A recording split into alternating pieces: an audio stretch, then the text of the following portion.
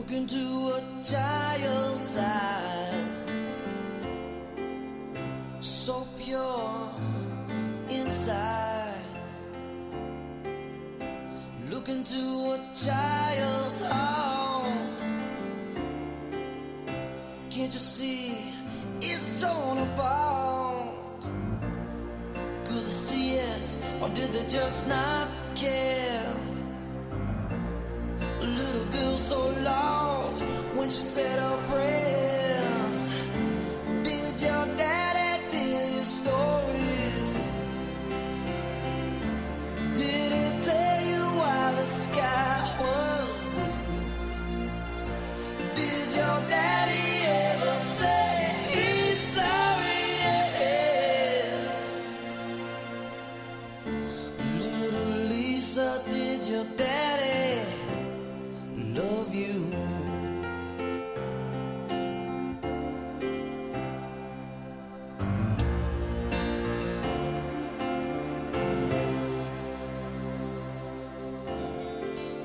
Step inside a child's mind. Do you see the pain she hides? You tell her it's a rainy day, can't go out and play. She says, then why is the sun still shining?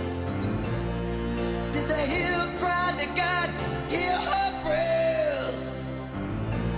A little girl so small, a little town so scared, yeah. Did your daddy tell you stories? Did he tell you that the sky was blue? Did your daddy ever say he's sorry? Yeah. Little Lisa, did your daddy love you?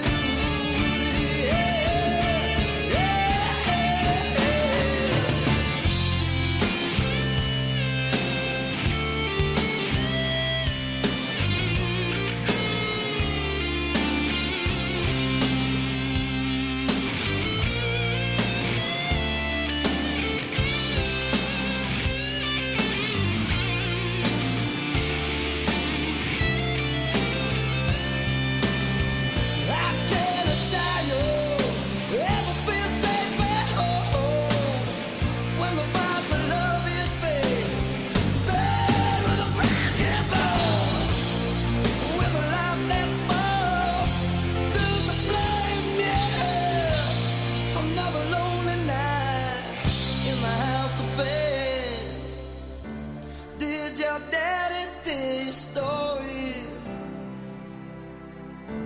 Did he tell you that the sky was blue?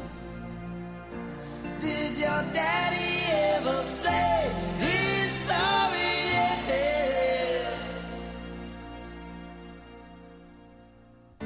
Little Lisa, did your daddy love you?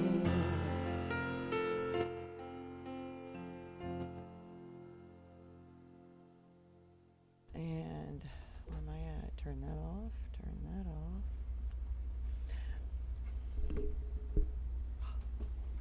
Episode 78, STL Roar, mycitymymusic.com. How is everybody tonight? Hopefully sitting around all listening. What is that? That's the phone? Is it ringing? Oh, those are messages left on it. That's what it is. Okay, Stan, we got you. Hang on. You tell him to call in? Yeah, if he wants to call in right this second, yeah, or you can give it 5 minutes so we can talk to you. Tell him to give it 5 minutes. I just said call in now. 4 or 5 minutes. I'll say 4 or 5 minutes. We've got Mike. You know, I've been pronouncing your last name wrong all this time. It's not Everybody Devers. does. It's Devers. Everybody does. Mike Devers. Right. God, man, I've been screwing up everybody's name here lately. We have Mike Devers in the house, and this is just the audience. And we've got Stan Roper calling in and the band Blistur. If you haven't heard Blistur, you haven't heard shit. You've got to listen to these guys. They're freaking badass. One of a number underrated band. Stan? Yes. Is that you? That's me. Stan Roper, really? How? Yes, yeah, exactly. Did your I'll take all did the you- jokes in the What, world. did your parents not like you? What on earth? No, I had the name 17 years before that show came on. I was gonna So say that. I lived every joke there is. Now, these days, I'll welcome any Three's Company jokes, and the younger generations like, "What's Three's that? Company?" Yeah, And I I'm know. like, now I'm feeling old. Right. So I know half of them don't even know what a record is. Are you kidding? yeah, right, exactly.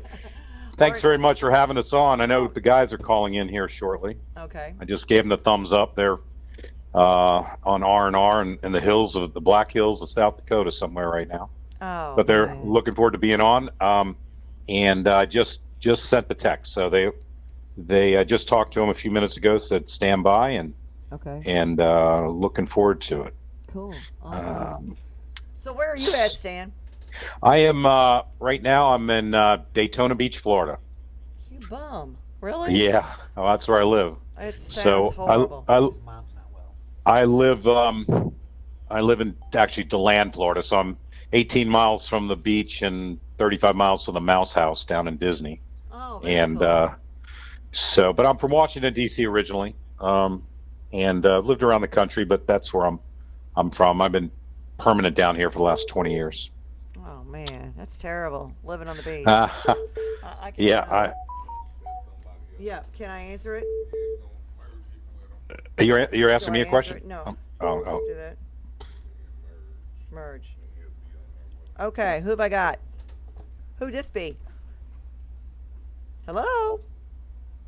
Is there nobody out there? Stan, can you hear me? I got you. Okay. Who else? Is anybody else out there? Hello? Blistur, is that you? Hello? I thought we merged calls. Hello. Hello. Hello?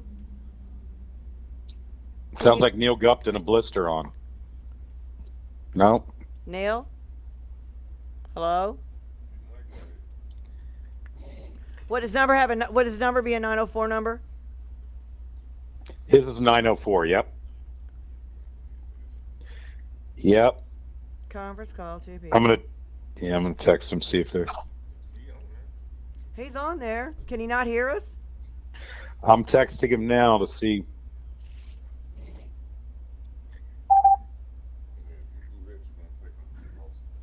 Hang on one second. Okay.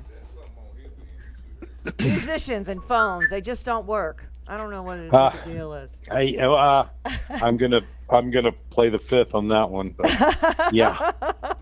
Yes. They don't have the time. They don't even know if they have an Android or an iPhone. Right. And they now can't- Neil's got a Note 9 Android, so he's in good shape. Yeah. Let me. But can I'm he gonna use grab it? my other phone and. I mean, see we what's could going hear on. him. He made some kind of noise, unless he just. He might have been trying to gather the other guys. That's He's possible. gonna put one No, in. they were all there together. I made sure that was the case. Okay, so now we Um, only have one call. They're in. Yeah, he just tell him to call back in. Because you're the only one here. Me. You, Stan. Oh, yeah, absolutely. Or the guy Ask next away. to I'll you. answer any questions. They'll want to be on. I might answer it wrong, but no, I'm fine. That's okay. We got a Blistur Nation listening in and trying to chime into your podcast here. Well, that's Put awesome. a post out on their Facebook. Are we live now? Yes, we have been. Oh, great. Yes. Awesome. So Mike Devers is here, who's bringing Blistur to town. When's the last time? Mike is awesome. I know. When's the last time they were here? This is the first time. Really? First time playing Missouri. Whoops, sorry. Oh my God! Boy, there we that's a just, slap in the face if you've ever been to yeah, Mississippi. that's oh a my disconnect, God. right? Wow, really, dude? So sorry, my apologies. Yeah, I know. I know. We get Yeah, no love in the Midwest. Oh, we're They've, going in a tunnel. been yeah, right. Hello. Yeah, they been quite almost all across the country, and they're just now coming off their Midwest tour of I think 12 dates. We started in North Carolina August 1st, and then Kansas City, and then several dates in Sturgis, and then they've got one up in Illinois Friday, and Party on the Farm. The last gig is always the best gig. So really excited about Mike's event, and that we've been asked to play there, and it's going to be a great time. Yeah, I haven't been to the farm yet, but I heard it's quite the setup. You're coming, right? Tell us about it, Mike. Tell us about your farm. And I mean, I know you talked to me about this before COVID, and you had it ready to go, and then COVID hit, and then everything went to shit. So, well, I really can't take credit for the whole type of setup because I went to an event called Party in the Barn. Right. Do you remember that? Yes. And ALI Yes. played at that all the time. Yes. And how long ago was that? I The saw you at last those. barn party was shit. It's way before COVID. I don't even know if I they're want to even say it's still 4 or doing 5 years ago. I got the idea for it, seeing that, and I remember talking to my buddy Bill Harwell. You know Bill Harwell, Yes, right? Yes. And I had 11 acres, and I was trying to get it in shape, and I just had this idea. Man, it would be so cool if I did something like that on my property. Right. And of course, and then COVID hit, slowed things down. And then once I was ready to go, it seemed like I was hoping people would be hungry for something like this, especially after the long, cold season of COVID. Right. Right. And actually, Blistur was my first booking. Mm-hmm. I was down in Panama City, Florida on Bike Week, and I saw those guys. I was doing a lot of drinking then, Stan. I saw you, 2 or 3 times? When are you not doing a lot of drinking? Really? Seriously, Mike? Come on. She's never seen me drink. I'm not a big drinker, but when I'm on a bike week, I'll kind of indulge. But when I saw Blistur, No, go ahead. it was kind of stopping my tracks. The talent was oozing. The stage presence was incredible. The talent was amazing. And I don't really give out a lot of kudos to a lot of people, but Blistur really grabbed my attention. And Their manager was pretty badass. I'll say that. yeah, he is. So, Had a lot of conversations yeah. with him, and that is that's the first time I talked to anybody about Party on the Farm.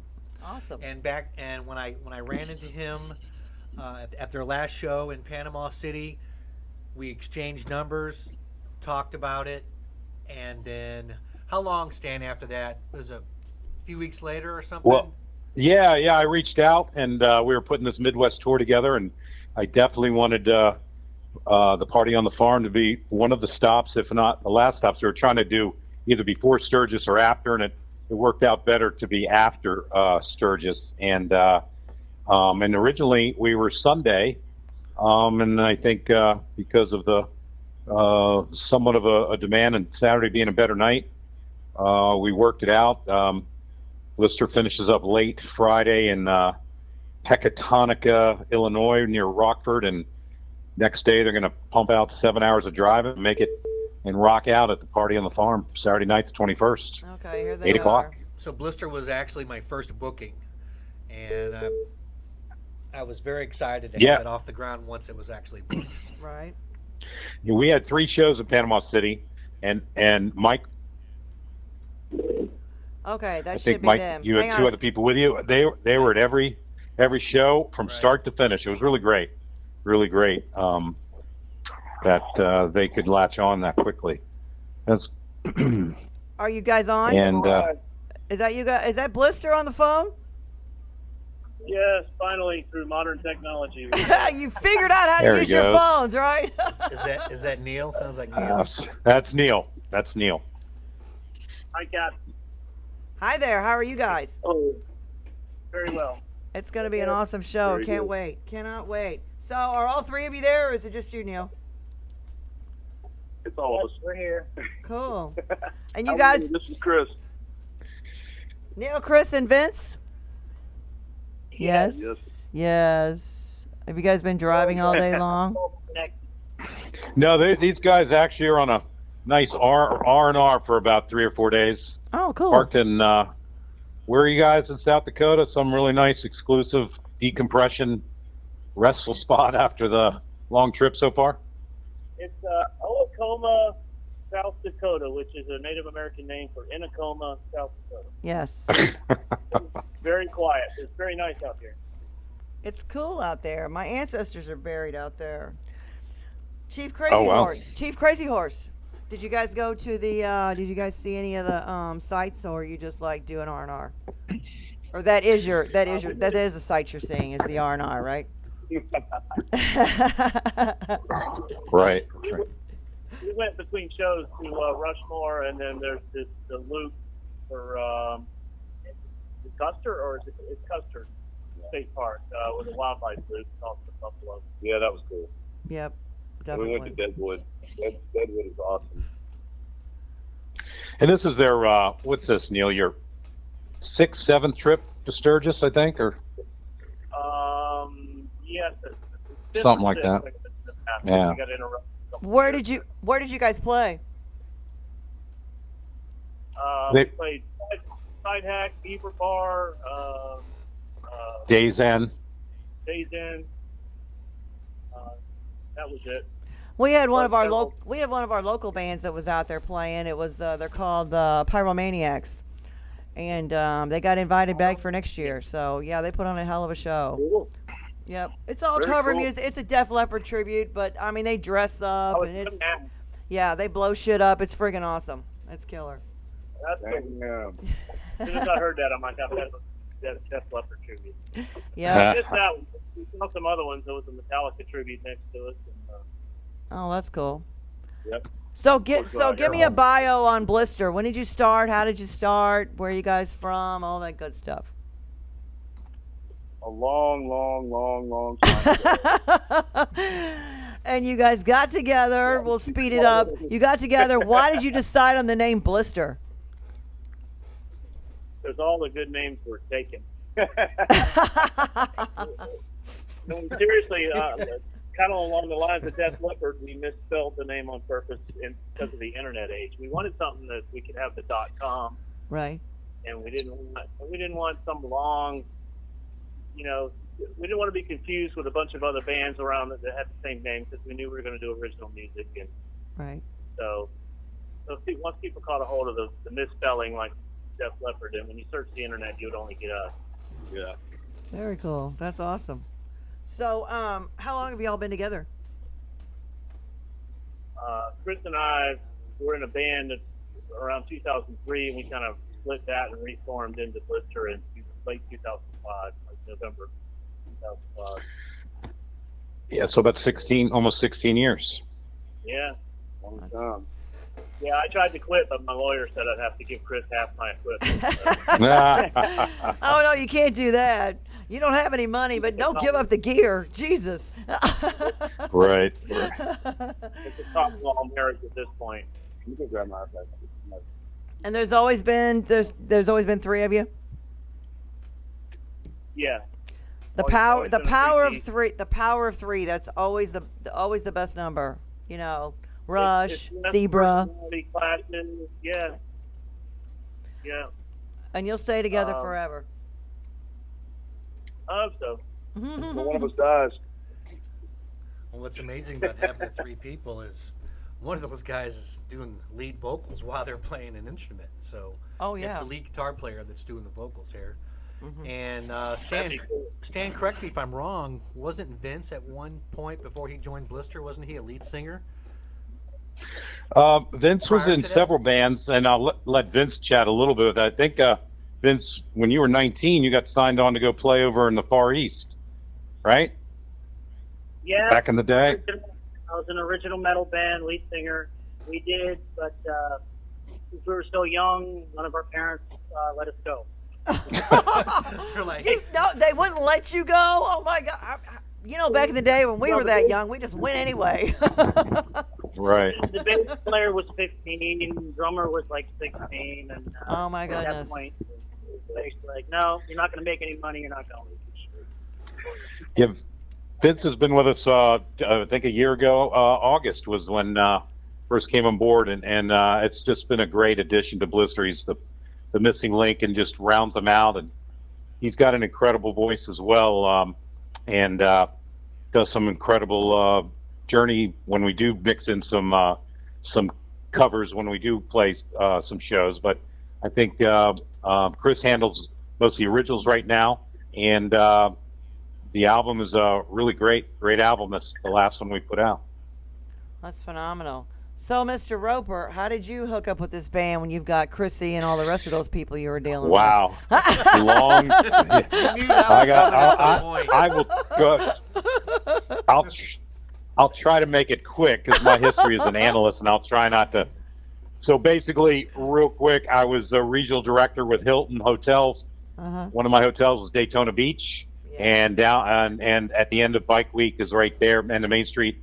So we said, what would make the arrival, since we were charging $500 a night, minimum 5 nights, Right. that they've arrived at Bike Week? And I said, let's put a rock band in the valet as they're pulling up.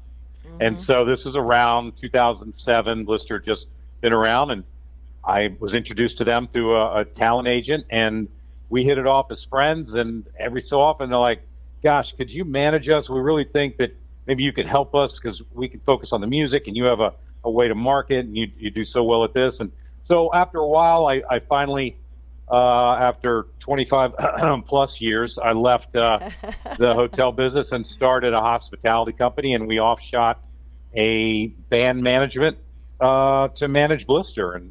And we've been doing, I've been friends with them for 12, 13 years, but been in the management part with them just, I think it'll be a 3rd year anniversary this month.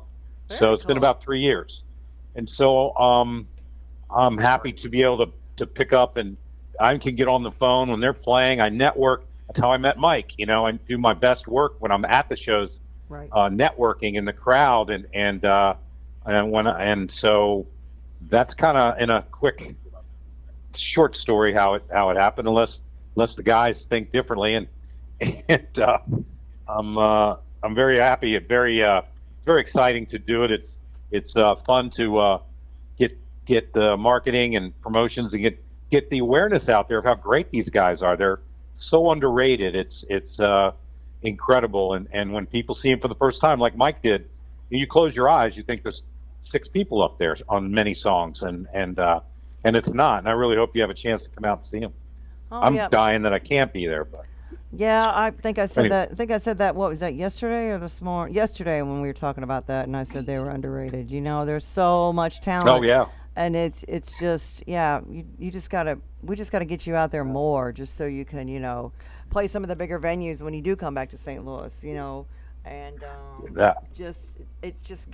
we just gotta keep our original music going, because if we don't have originals, we don't have covers, right? And how would you That's like everybody right. to cover all your songs? Wouldn't that be awesome? Hey, let's do a Blistur Guys. tribute Oh, yeah. band. Right, let's do a Blistur tribute band. I would go Yes. see them. I would go see them. We're here. We're Yeah. We don't think Stan was done. Sometimes we'll come out and say we are Rash, the Blistur tribute band. Nobody else covers it. So these guys, I will say, these guys are very humble. They really enjoy their craft and work in the craft, and the accolades and stuff. They're kind of really don't jump all over that. And that sounds, it screams the kind of guys they are. They're first ones that want to help you out. First ones to if there's a charity and a benefit. First ones to volunteer.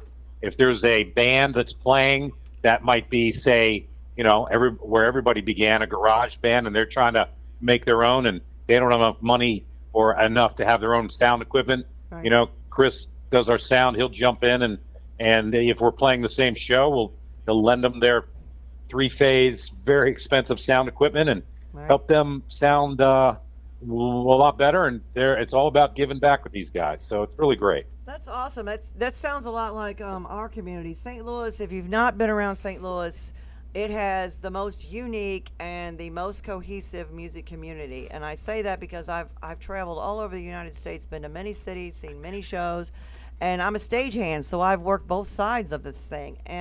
But in St. Louis, we have so many freaking venues and so many bands. But you know what? Egos and attitudes aside, when push comes to shove, they all stick together. I've seen guys and girls who cannot get along walking down the street, but you throw them on a stage and they're all brothers and sisters. It's amazing, But St. Louis has got so much talent here. I mean, it is unreal.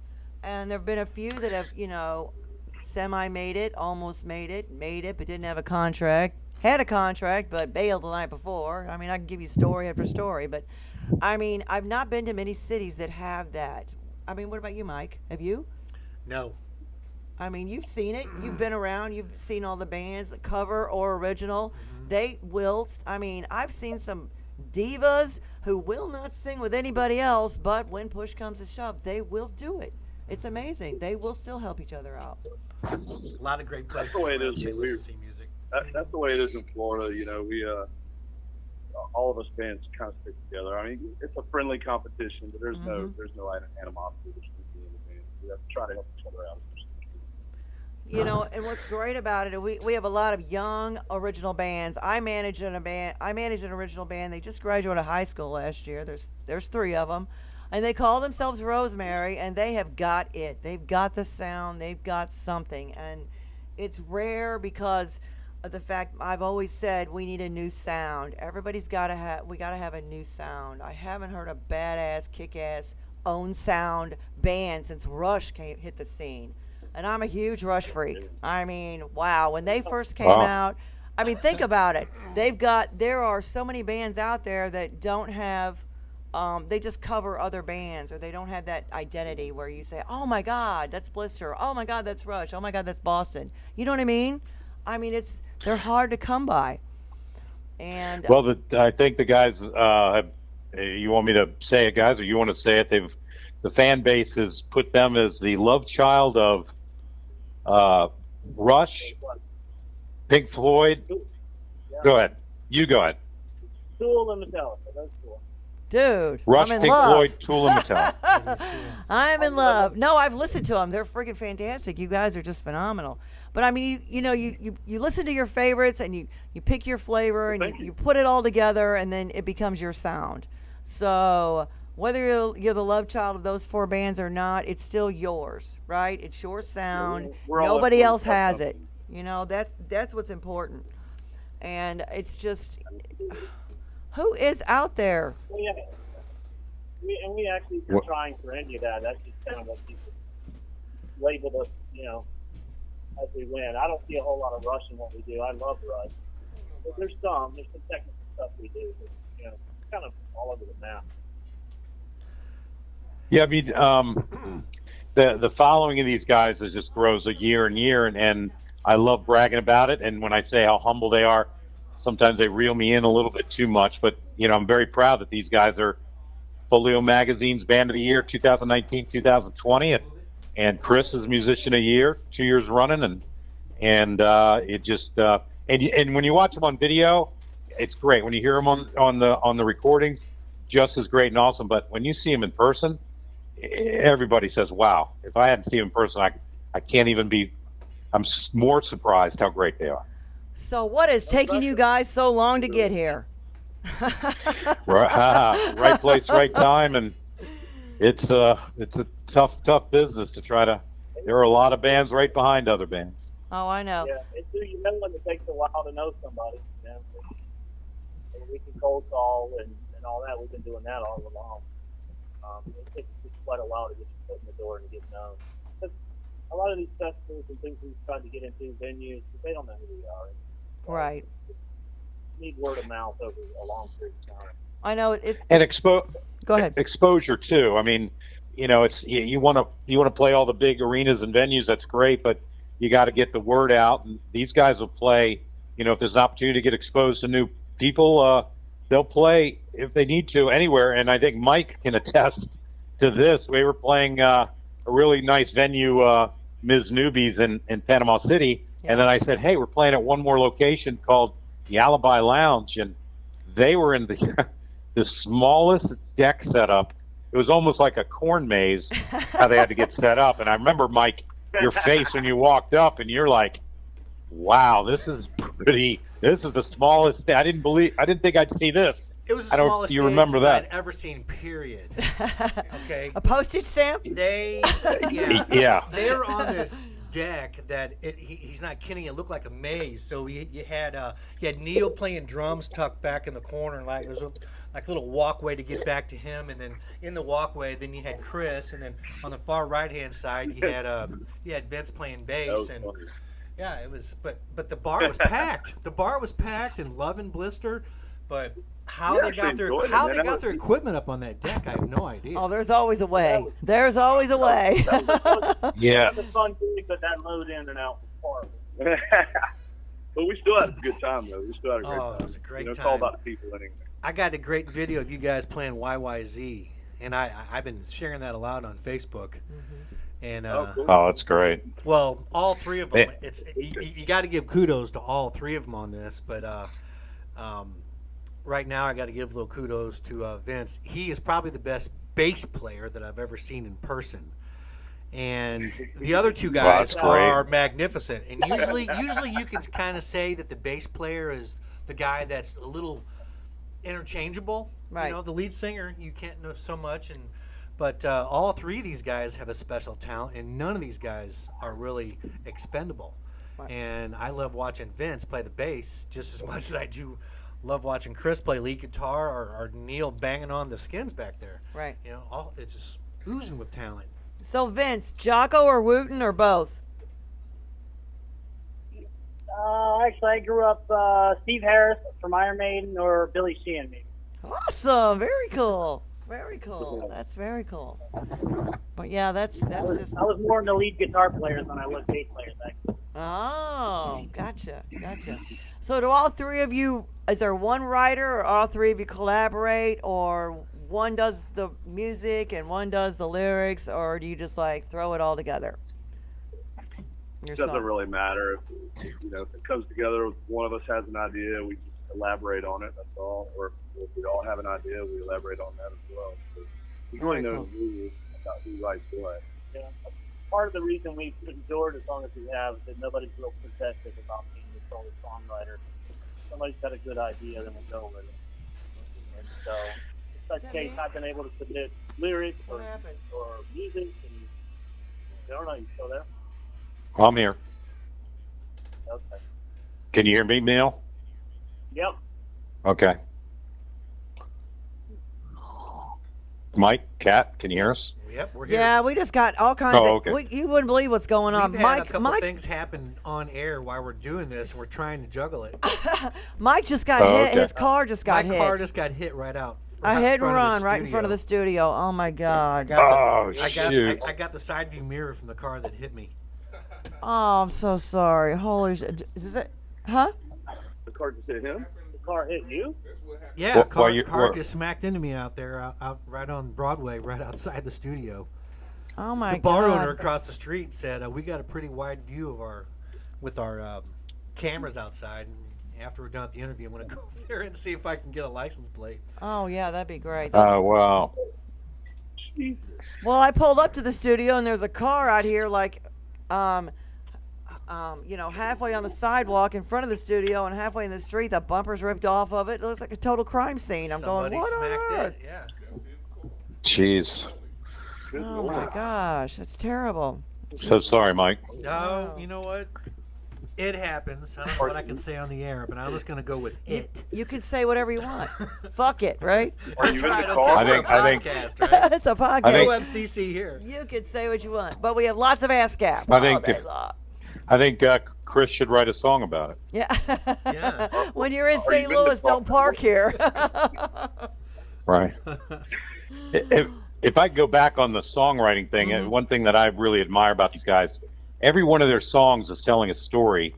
It's not and about stuff that they're feeling or going through, or Right. or this last album, the 2020 End of the World. So many great songs on that thing, and I'll let those guys talk from that of some of them and what their reasoning for putting those words down. Anybody? Bueller? I know. I was about to say the same thing. Back to the previous question about who writes and stuff like that, we kind of all do, and if somebody's got a good idea, then that's fine. If we go with it, and nobody gets too possessive over that role. And so, like the title track, I pen the lyrics on that, and that's kind of about cults and how they woo people in how people get drawn in thinking they're going to make a big difference in the world, and they're actually being scammed. That's really what End of the World is about. Stay close. And we like that's along the lines of Rush. I like to write off the beaten path sometimes, more diverse stuff. But same with Fred. So from how many albums do you have out? 7? Is it 7? 9? 20? They have 6 or It would be 7. So when you look back at your albums from the first one to now, I know you can see the difference. I mean, is there more of a difference in what you were feeling when you were writing, or what you were writing about, versus your style of music? In other words, did you stay true as far as your what you play, but the words to your songs? How different are they? As far as, are they progressive? Are they just Right. Are they more dramatic at the beginning, and are they silly? I mean, you know what I mean. I mean, it's like, because some people write all about their feelings, and some people write about each like he was saying, each song has a message. So what's the comparison? Well, I mean, some songs have a meaning, like something that you're writing about yourself, and maybe some like really with the end of the world writing observations, basically, something else happening. And so it could be something true or not true. Right. You can just exaggerate, but it's all. I try to still personally try to stay true to what I want to do musically. I try to just let it come out. I don't say, well, it's got to be 3 minutes and 3.5 minutes, or whatever. Right. But has your music? We were trying to fall in line with that early on, and then we realized it was harming us trying to write. Yeah, early on we did do what that. we thought other people might write. We got looked at by a record label, and they said, we love their diversity, but we'd like to pin them down on one sound. Right. Okay, well, that's not the one. Because we have a lot of So styles. pick a song off the album that you like, and we'll go that direction if you want, but we never really got anywhere with it. Yeah. So we just decided to let flow. We let flow. A lot of times what you hear is not how it started. We end up thinking we got something, and the next day we listen, and we're like, thank God nobody heard that, and Right. start over. Right. Yeah, there's songs on every album that started out completely different than what it ended up. And so you got to be able to be honest with yourself and say, well, I'm really not happy with that idea that I had. It was great at the time, but then I listen to it again and it sucks. So we can't use it or whatever. It's something that we weren't happy with, or it might be sometimes the very first thing you come up with is the best riff out of all of them. I know, yeah, like it's unplanned or something you just throw down. It's like, dude, let's do this, and then it just happens. Exactly. Those are the best, and the ones you don't over tweak to death, or keep. Oh, let's change this and change that. Just just let it go, because no expectations, and you won't be disappointed. So just whatever feels good, just play it. I mean, do you feel like your songwriting is easier the longer you've been writing, or does it get harder? I think it gets easier, and I also think that having control of how much studio time you have Right. plays a lot into what what you can create if given enough time. Are you going more with your gut? Yeah, absolutely. I mean, don't overthink it. Just what sounds good to you is your sound, and that's what you should put out to the world, not what everybody else says. Oh, you should do this, you should do that. Yeah, I'm very guilty of overjudging the mixes and the production, not being happy. I want to re-record it, but in reality, you just have at some point you have to be done with the Right. project. A lot of bands get stuck and they can't agree on how to end the project and come up with a product that we all agree on. Right. But this band's been really good about that. That's awesome. And how cool is it when you're out there performing and the audience is singing your songs back to you? That's got to be the best high in the whole Great feeling. world. I mean, to have them It's a great- singing your songs. It's probably one of the best parts of it. Mm-hmm. Somebody singing something that you came up with 3 a.m. 3 years ago, and somebody singing it at the top of the lungs. Or in one case, I got a message somebody I had no idea who it was. They just wanted to let you know that we used your song "My Girl" at my wedding. That's our wedding. Aww. Pretty cool. I hope we're still together. That's what's important. That's right. Yeah, that's funny. Yeah. And Dan, you'll be happy to know that even last night we were sitting here at this campsite, and these four people walked up on us and said, "Well, hey, no, we looked up your website and listened to your songs and we liked it, and we sat out here and jammed for a little while." Acoustic. Turns out they're Nice. and they gave us free steak. Yeah, they gave us free steak. Well, at least you got paid. Steaks. At least you got paid something. That's awesome. And then today, you know, the trailer is such a great advertisement tool. You know, wrapped with the Blistur logo and all that good stuff. Even today, somebody came up. I looked you guys up. That's great. So did you put 20% of the steak in the freezer for me of my cut? They're bringing it with them. I'm going to eat it. Oh, sorry. Just kidding. Just kidding. You could see when we did to it, you wouldn't eat it. Yeah, no, I'm just kidding. That's great, man. Thanks for sharing that with me. That's awesome. But I mean, it's That's so, really good. I think the guy tried to secret shot. I think he secret shot me. I saw him pointing his phone at me while I was singing. Oh yeah, right. It was like midnight. They called us off guard, and I was singing really low. But we couldn't get any pictures, or I would have sent them to you. Oh, that's all right. I'm all good. You're putting in a lot. We got some good shots on this trip. It's been a great trip for you. The other thing like that, what they were mentioning, you know, how they write songs and what's behind it. That "My Girl" song that was a wedding song is a song about Chris and his daughter. Oh. And the Nightmare song is about an event that Chris and his mom went through. Correct me if I'm wrong, Chris, right? Or no? An event my mother went through. That song and "Walls of Silence" on the new album. Those two songs she penned the words to back when she was going through breast cancer. And I think she was in her 40s and she's in her 70s now. That's awesome. She kicked it. You know, she wrote a bunch of poems, and you know, she back in the 70s won some awards for songwriting and stuff like that.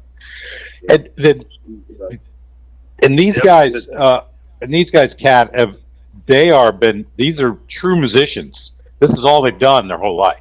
That's cool. This isn't like, hey, let's get a beer money band or a garage band and and all of a sudden start rolling. This is all they've ever done.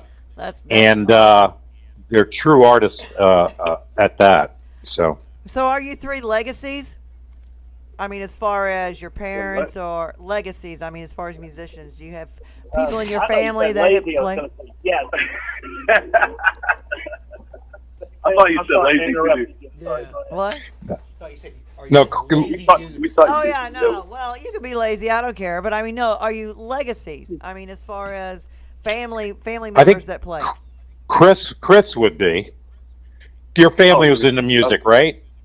Oh yeah. Yeah. And Vince too. And My Vince. mother, my mother was my hero in the music business. She's Well- been a rocker since I was born. I've been going to her band practice. She'll always be the greatest to me. And they all your parents and your family support you. I mean, your entire musical career. That's great. That's great. That works. That's killer. So what? My mommy told me never to quit. Never quit. No, don't give up either. So what is your most receptive or your favorite town or city to play in when you know while you're traveling, as far as that just makes you feel like home besides home? Jacksonville? Be my guess. Be your guess? Mike says Jacksonville. Probably St. Augustine, which is in Florida. Yeah. Oh, when we're home, yeah. Probably Yes. the most enthusiastic fan base in the sponsor. Yeah.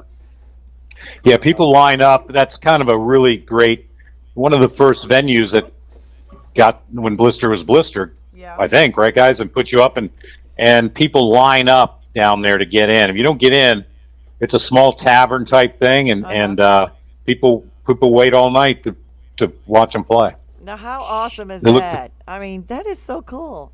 You just can't. Don't ever forget that, or forget where you came from, because that's where you come from right there.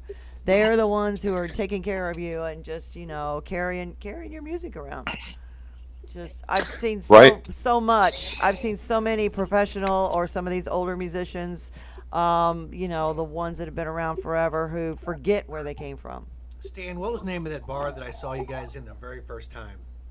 It was a Ms. bigger, Newbies. yes, Miss Ms. Newbies. Yeah. It was one of the Oh, bigger. Uh, Panama it's, City. yeah. It was one of the bigger places on the strip. Well, Kat, after they got done playing, people that have never seen it before were getting in line to get their picture with them. Oh, that's awesome. Yeah, so they're down there. I don't know if you guys are giving out autographs or not, but they were definitely taking pictures with all the fans. Yeah, a lot of people afterwards want to come up and high five and shake hands, and musicians especially that are at the show. And yeah, exactly, Mike. They take pictures. They'll sign stuff for guys. We had we were in Cocoa Beach recently, and a father's been trying to get the timing with his 8-year-old son, who can actually play really well, and finally met up to where Blistur could sign his guitar, and we did a big post on that. So yeah, they've got a really great, and the fan base is so down to earth, warm-hearted. Blistur Nation has really been loyal to these guys and follow them forever, and vice versa for them to the fans. And when they They say really that they're have, blistered, and go ahead. go ahead, Mike. Well, you know how they're out there talking to Blistur Nation. Whenever I'm posting something on Facebook, I'll get people that'll make comments on my post from people that don't even live in Missouri. People that don't know me, Right. aren't even friends with me, and I'm getting friend requests because I'm posting about them. So when they say Blistur Nation, It is a it nation. really is Blistur Nation. Yeah. That's awesome. That is very cool. Well, thank you. So what are your future Very kind plans of as you. far as taking this to the next levels? To really get you guys out there. To write another Well- album. Yeah. Yeah, I mean, they're working on another album now, and then I guess that ball is in my court. We've been told we had a couple concert promoters I had come out and see them recently, and they're interested in having Blistur get on, hopefully next year, or something work out, some short runs with some, up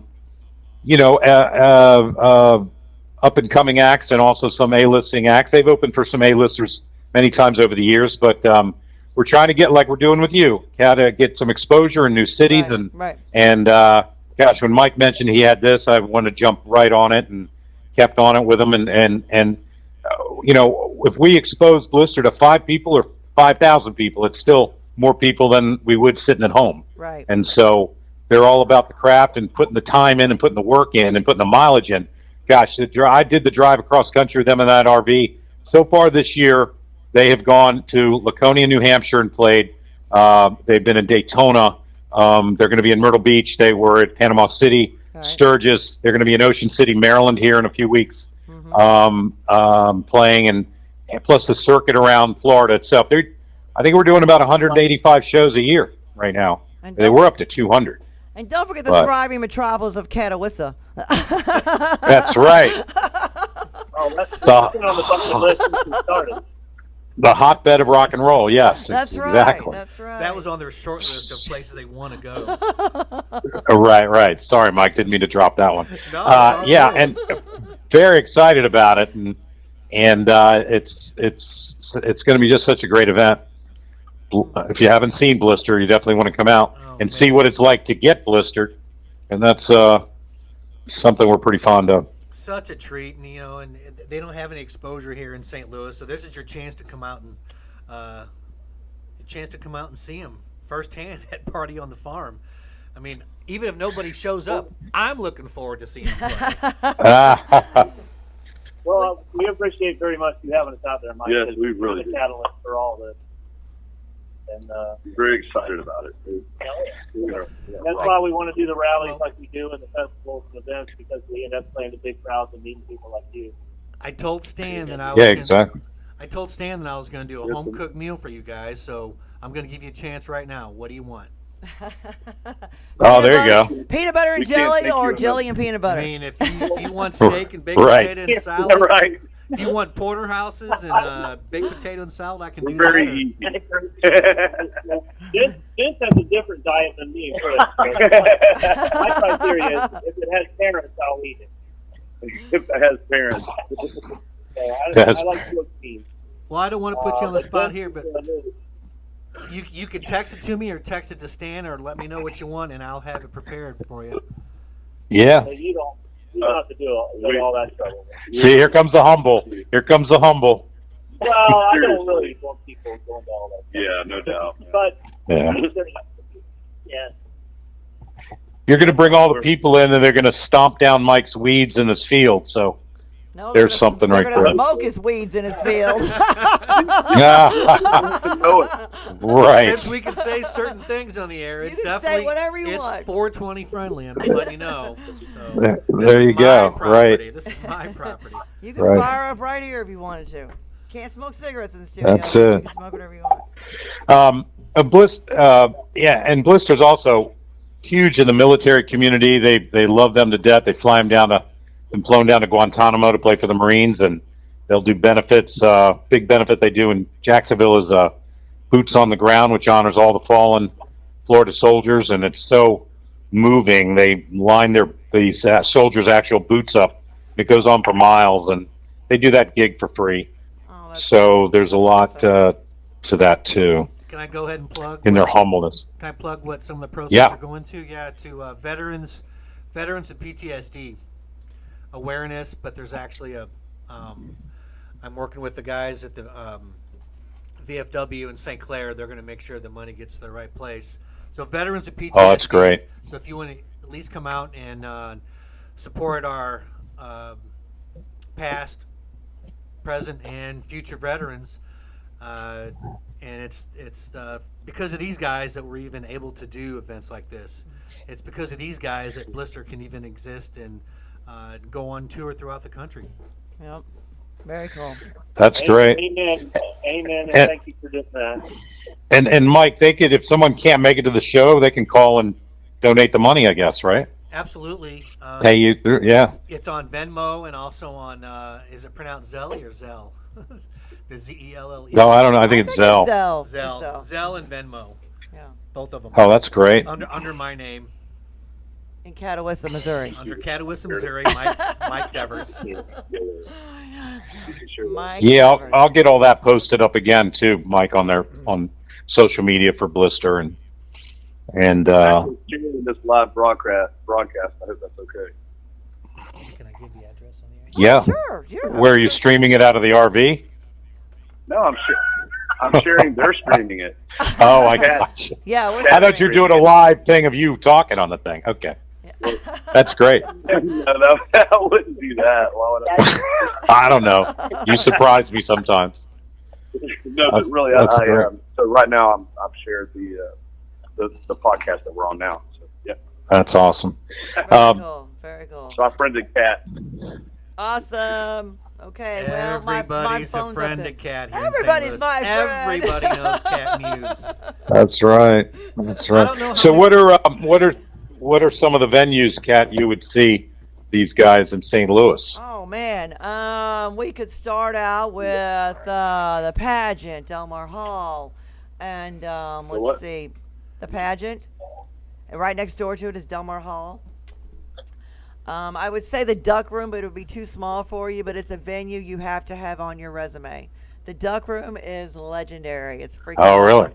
And Charlotte Okay. Pub, where all the best musicians play. Charlac Pub. It's a small place, but everybody Everybody anybody played in there. St. Louis has played there. And outside, Sure, foreigners played there. They were going to come out a couple weeks ago, but because of the whole COVID scare here in Missouri, they didn't want to take a chance because they were getting ready to go on the road, so they had to cancel that show. But oh yeah, it's Charlotte Pub was voted the best dive bar in St. Louis by the RFT, which is one of our regular rags here in St. Louis, and it is.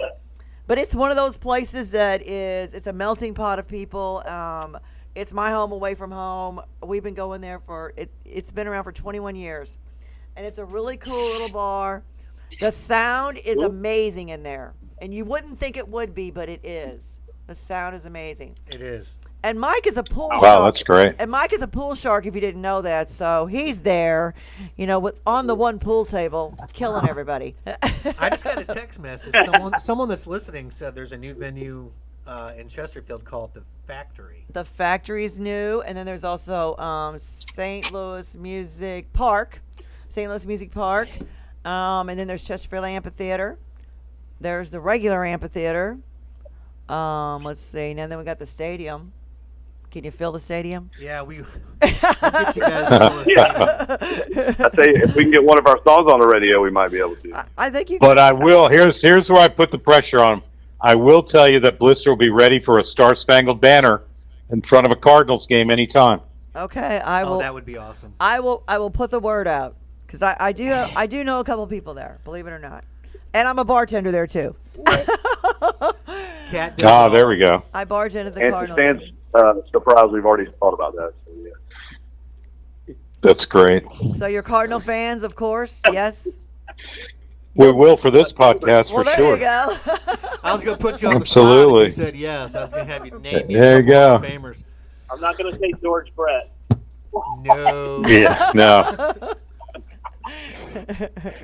We all Yeah, know about that's George great. Brett here in St. Louis. Yes, definitely. So I'm seeing the nice little studio you've got there. I'm seeing the feed right now. Yeah, it's see mine. Tweezy's our producer. He's right back here. He's hiding out in the corner. Hello. And That's great. he's also one of the owners. Him and Justin, they run 3 studios, about 30 shows, Hi, Mike. 30 different shows. Hi. They run about 30 different shows out of these 3 studios, but this one is it's got a lot of character and a ton of musicians that played here. It's just fun. Just don't park out front. Don't park out front because Right. So now we'll have to do a benefit concert to pay for your car. yeah, that'll be part of the proceeds. I may have the band sign my car right there where it you got go. hit. I may have them sign it. Oh, right. There you go. Auction it off. I'm sure you've signed yours. Right. Is it okay if I give the address for Yes, the of party course. on the farm? Yes, definitely. Okay, anybody that doesn't know where Catawissa is, if you come out 30, you can come out 30 or 44, and I'm exactly halfway between 30 and 44 on NN. So it's 4808 Highway NN, and that's zip code 63015. They can call me too. They can call you. If anyone has any questions, call me. I answer my phone 24/7. I'm pretty much like Kat. 314-482-3057. 482-3057. Call me often, call me late. Just don't call me Late for dinner. Late for dinner, yeah. There you go. Or BR549. Is that your other Good number? way to put it. right. That's right.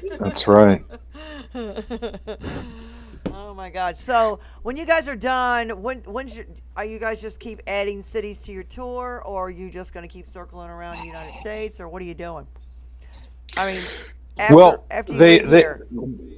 We're pretty much filled up, except for a few dates for the rest of the year. They fill up fast. I've already started filling in for 2022, but we're looking to be more outside of Florida than they normally are, and for the exposure. Mm-hmm. And so we do add dates. We do get calls all the time, and we do have some cancellations. And with some of the COVID recent scares too, we've had to cancel. Now, we were one of the first bands that went online during COVID and did a show way back late March, early April, and that went over really well. What was that, a year ago or so? So anyway, that was a blast. We were able to.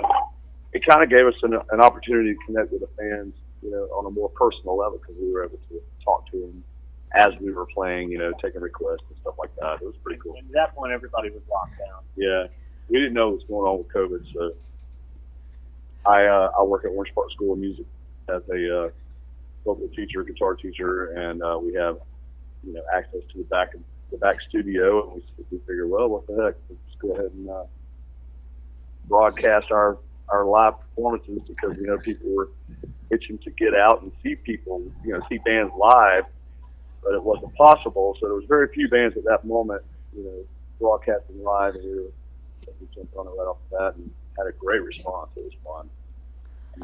That's awesome. Of course, it's better to play in front of people live, but it's fun, Right. Even playing in front of people live online is just as satisfying as far as.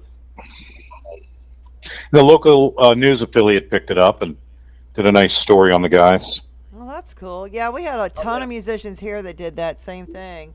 They were all at their own homes, and then they just put it on a computer screen. You could see each of them playing, and they were playing their songs, and it was really cool. So we still got to connect with everybody. It was great. Yeah.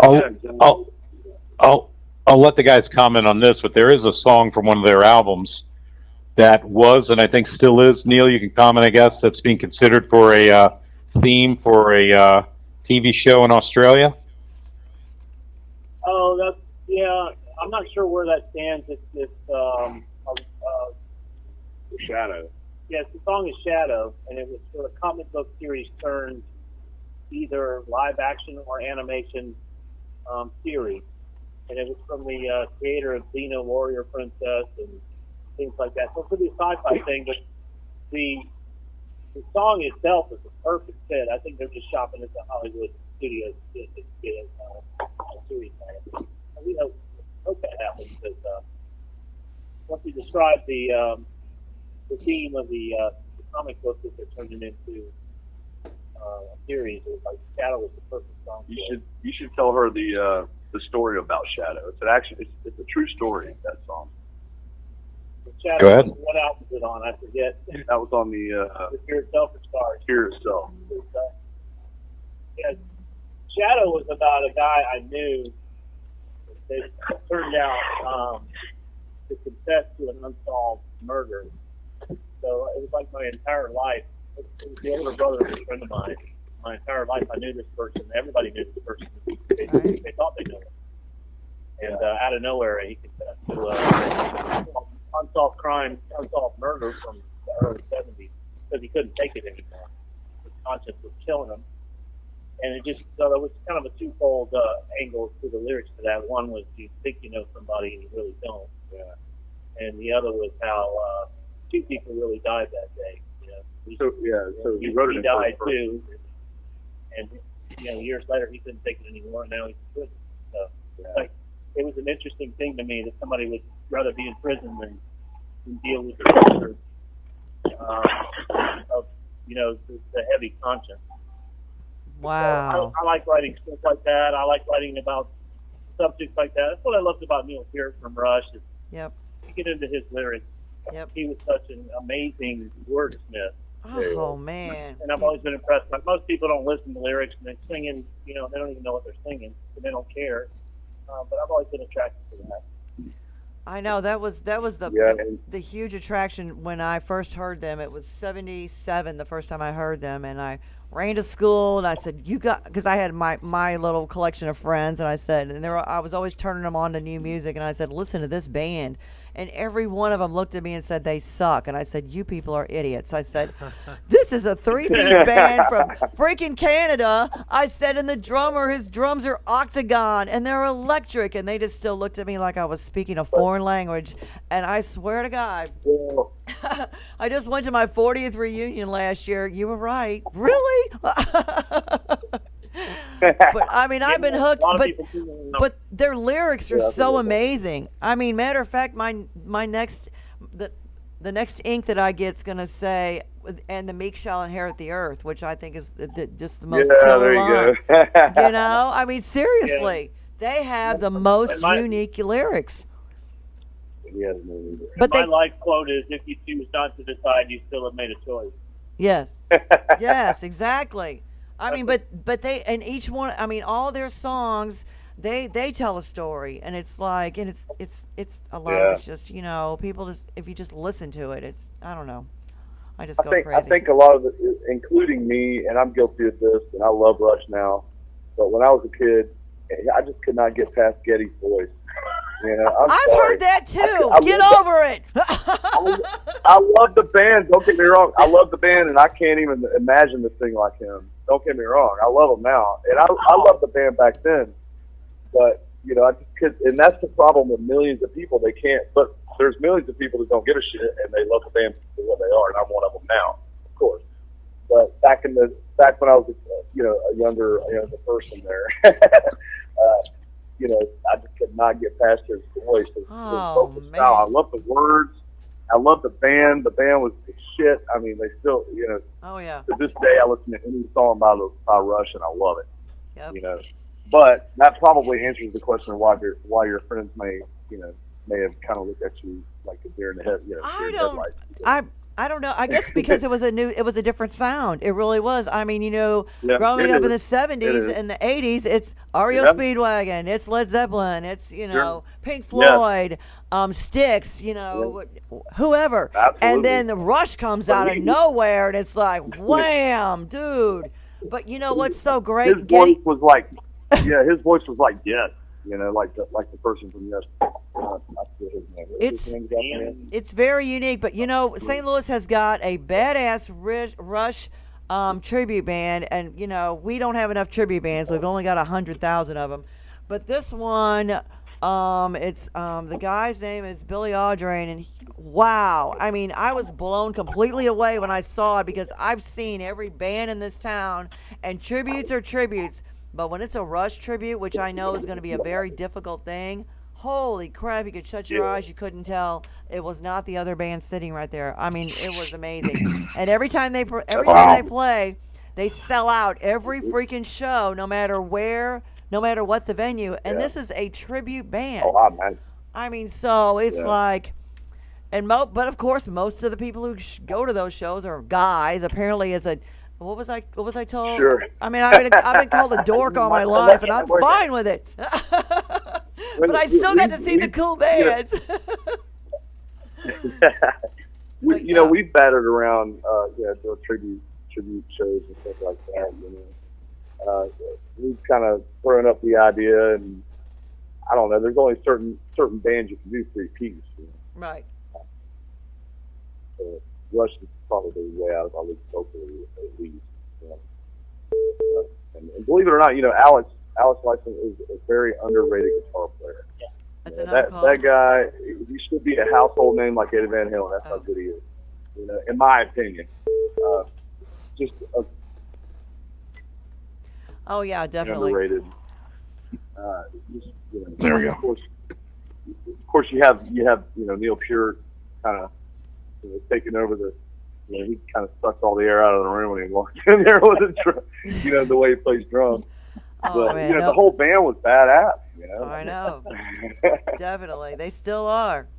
It's just one of those things. But pretty soon we're gonna have a Blistur tribute band, aren't we? Well, that would be great. Because you guys are gonna get out there. What's the name of the band gonna be, Neil? Be Rash the Blistur tribute. What do you say? That or Boyle. that or Yeah. But yeah, we've gone off the rails. And by the way, Vince, who's the band rookie when it comes to travel, he hasn't done a lot. It's been extended. We've discovered that Vince can catch flies in midair. I'm telling you, man, he's been catching. He's probably caught 15 flies. He's got about a 70% batting average. Ridiculous. My hidden talent is catching. He's like Daniel. nice. I'm going to give him chopsticks and see if he can catch him with those. I was about to say, give me some chopsticks. See if you can do that. I have a brother. I knew there's some lizard in Vince's background. Zip it. Well, South Dakota has some professional grade flies. Oh my gosh. They're very arrogant. They're like the Taliban of flies. Yeah. Come to They'll land on your nose, you swat them away, and they'll come around and Oh, yeah. Oh, no thanks. So what kind of mushrooms did you have on those steaks? That's it. I don't know. Dude had long hair and said man a lot. Dude. Yeah. I think his nickname was Shrapnel. I'm not sure. That's okay. You're not hurting anybody, right? Oh, we don't do that stuff. No, negative. Yeah, they're pretty grounded band, that's for sure. So you guys married, got kids, not married, got kids, got girlfriends. What's I mean, what have you got? I mean, do you have your own legacies that you're teaching music to? Oh, there you go. What? Wives at home. Who wants to go first? Well, Neil here, married and no kids. Don't So be too excited. I'm married to no kids, so Chris might be the more along the lines of the legacy. 'Cause he's got a 16-year-old. Yes. I am married. I have a child. I have a 16-year-old little girl. She's not there anymore, but she's always my little girl. She's probably listening right now. Going, "Damn it." Does she play? Does she play music? Yeah. Say her name. Yes. Her name is Grace Kellum. Of course, she plays music. Yes. Thank you. Yes, she's actually a piano. She plays piano. She sings. She sings very well. Awesome.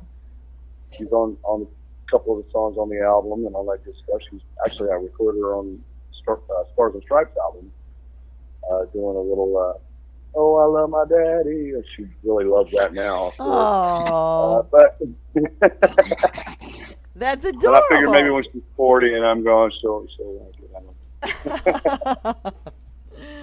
don't know. That's great.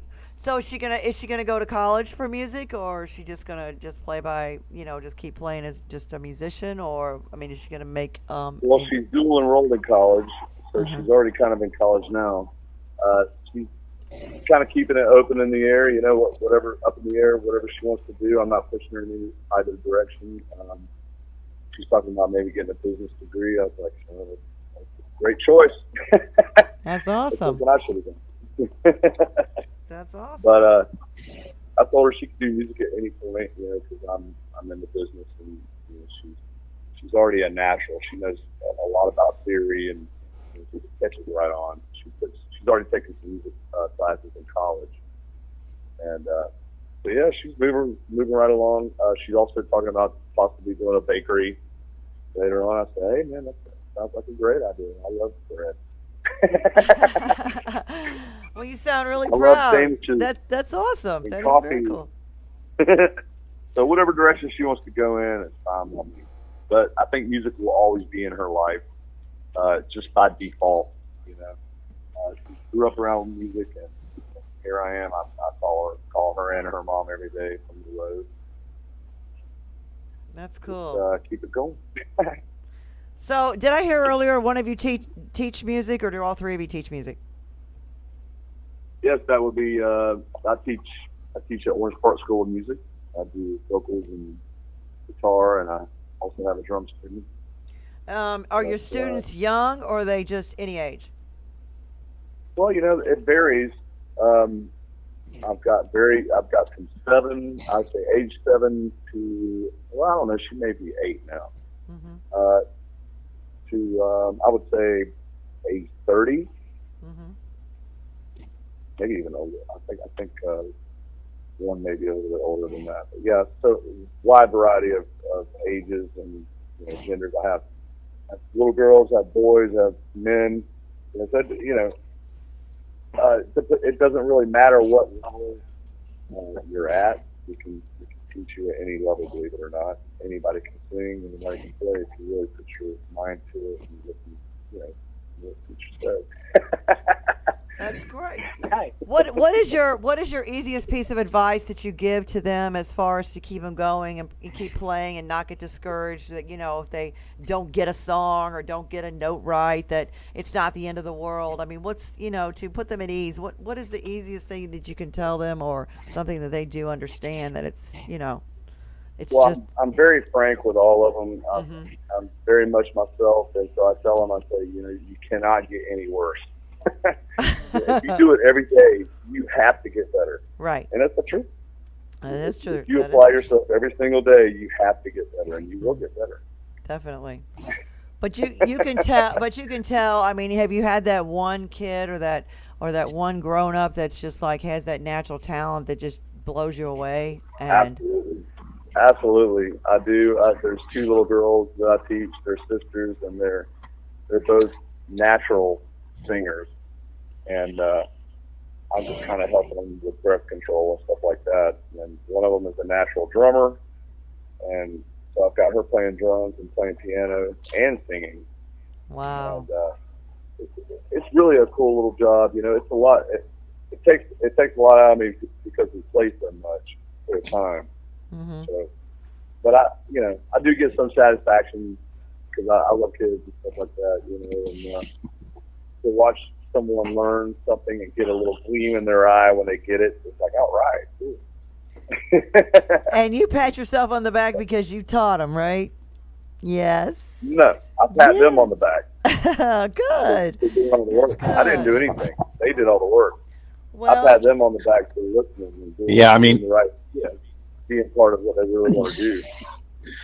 Yeah, they're getting taught by an incredible artist. Chris is just something else. And Mike can explain too when he's seen it. Just what he does on the guitar is unbelievable. I mean, I want to go back to the first day I ever saw them when I had them at the Hilton out front.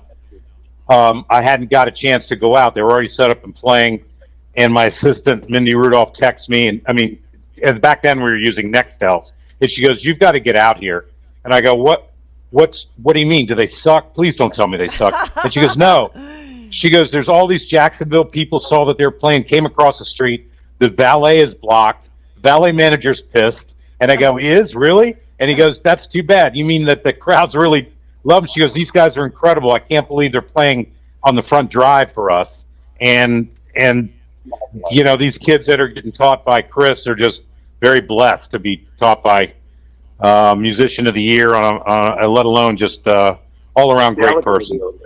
I look at it the other way around. I feel blessed that people actually want to learn something from me. You know, I mean, who am I? You know, that's really. See, there we go. Well, actually, they probably Mr. Humble. Actually, they probably, if you think about it like this, they already have the talent, but you are the one who's guiding them and showing them how to bring that talent out, how to tweak it out, giving them that inspiration so that they've got it. You just have to say, "Here is what you got to do to bring it out." So it's a collaboration. It's a collaboration. You know. Absolutely. So that's very cool. And if they see that I love it, you know, and I do love it, I'm always, you know, playing guitar no matter what, even at the house. You know, that's my wife. You know, if they see that you love it, and it really is a satisfaction that you get from playing music. You know, it's a release. I tell them all. I tell the parents and the kids that it's a great release for anyone. You know, to finally get a song and play it, and you're like, "Oh wow, that was cool." You know, so I credit them for putting in the work. Do you have a song? That's great. Have you written a song about teaching? No. You should. You sounds like you got lots of material. I could, though. Yeah, right. I should. Chris has got so many songs. He's got songs he wrote when he was 13, 14 years old, and I think, didn't you finally put one of them on this last album, right, Chris? Wasn't one of them you wrote? Was it "I Need You" or what? Yep. What was the one? "I Need You." That was the one that I started when I was 16, and I have to say that's one of my favorite.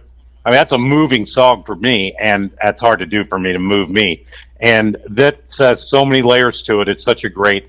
I sent you an MP3 of that, by the way, Kat. I don't know if you got it, but yeah. But anyway, that's such a great song. But he wrote it when he was 16, 14, right, Chris? Right? Was that 16? Yeah. I mean, it's written by. I mean, I would have thought it was written by a guy who'd been through so many relationships and ups and downs, and you know, here's this 14-year-old kid. One bad one. All it takes is one, not really one bad one, but all it takes is one to make a good song. You know, that's not the only way you can put it, really. Right. You know, but you know, I'm not saying the whole song was about anything I went through, but you know, a lot of what I write lyrically is what I see and what I go through together. You know, so I'll put it together like that. But yeah, that that one hit home because it was, something I went through as a teenager. So, yeah. Wow, That's amazing. it's really incredible. That is awesome. Okay, so all three of you, who was your inspiration as far as when you got into music? Who or what band, music, genre, whatever that grabbed you and said, "Dude, I'm gonna play music. This is what I want to do." Is there one or was there several? What was your inspiration? Well, okay, I'll start. This is Neil. My dad listened to swing music from the 40s. When I'm I a heard swing Benny dancer. Goodman, and That's I heard awesome. Sing, Sing, Sing by Gene Krupa, I knew I was a drummer. When I heard that, that was that. That's I cool. can How old remember were it. you? I was 8. So did you He had a start little off? office in the house. Did you start off with swing or jazz or it was just or did you just jump into everything? I started out with that, and I never heard rock and roll in my life until a few years later. Like my sisters listened to pop, like David Cassidy and junk like that. But Hey, don't be dogging my man. And, Oh, I loved him. I'll give you this. He was cute. I'll give you that. All right? Oh, he's adorable. Yeah, I see where you girls left him. But until my brother got the first Foreigner album for Christmas, and when I heard that, that's when I knew I was going to be a rock drummer. I wasn't really, I went to marching band and concert band in school. Yep. I learned about classical music and jazz music. Right. And I love all that. But I pretty much knew when I heard "Feels Like the First Time," I knew I was going to be a rock drummer. Right. And didn't have drums, but I had a couch and a coffee table, and It doesn't my matter. mother that had to endure. You can beat on anything. No, it didn't matter. Didn't matter. I kind of saw it on TV. I kind of saw what was going on, what sound made what, and so I was able to go through the motions without a drum kit. Played for years that way, car dashboards. So that was that. So then from there, I got into the '70s album rock and Foreigner and Rush and Journey and Kansas, and that's what got me started. Now it's Chris's turn. That's cool. That's cool. Chris. I mean, yeah. Well, I went to a concert when I was a kid, and it was called Foghat, and I sat on my stepdad's shoulders, and I looked up, and I was like, "Wow, that's awesome! I think I want to do that." And I've been striving to get there ever since. I used to go to my stepfather had a band, a 3-piece band, ironically, and I would always go to their practices. They were really, really, really good. Rock and roll. They played rock. I think they were. Did they yeah, play? it was rock. They did a lot of 70s and 80s, early 80s stuff. Mm-hmm. And the guitar player was just really, really good. And stepfather taught me how to play some chords and stuff like that, and I just kind of took it from there. That's Got to cool. know what I could, Foghat was just here this Well, past weekend. sorry? Foghat was just here this past weekend. Oh yeah, all right. Yes. Yeah, Yes. they're great. I know. They inspired me to play in front of people. I mean, that's pretty much. I'm pretty reclusive otherwise, but on stage somehow I feel comfortable.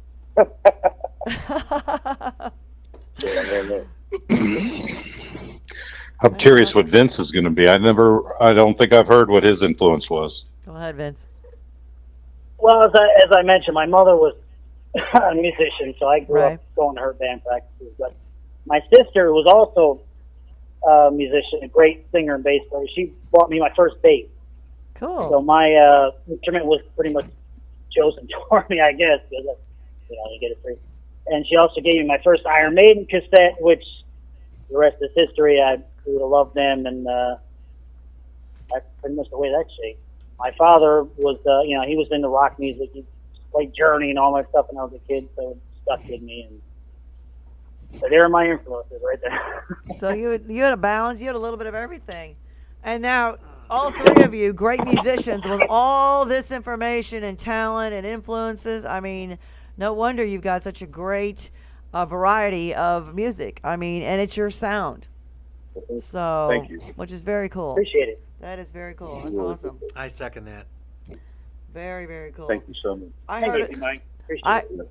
I heard a classic song the other day on the radio, and it's one I just love to death, and it just brings everything back to home. Joe's Garage. Who doesn't love Joe's Garage?